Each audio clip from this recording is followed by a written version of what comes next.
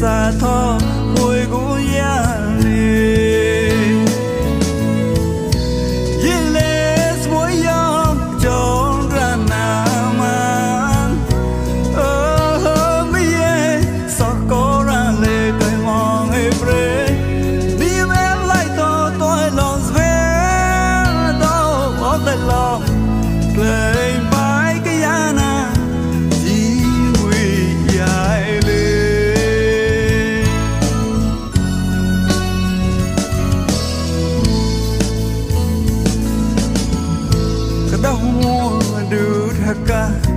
Yai mua cuốn pra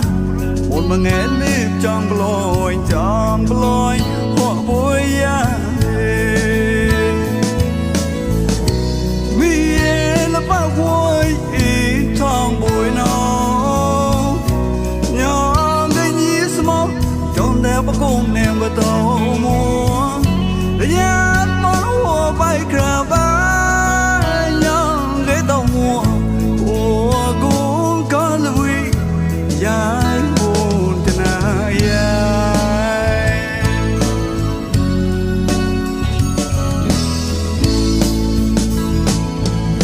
Anonda kun rua oh mi we the ne vo sana mua rain mua vo sana Oi mi nim lam yom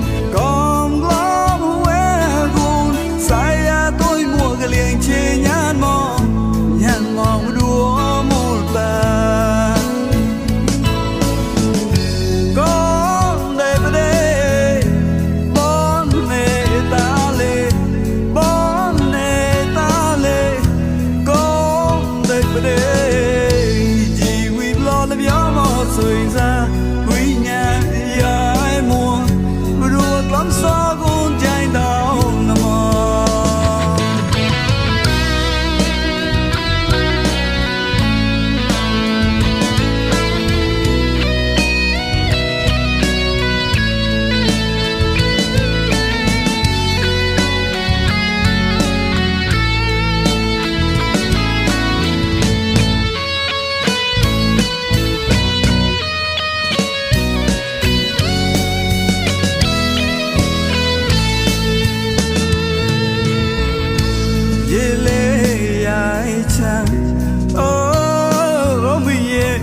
Sang rác lên về đây là xa tho vui gối ya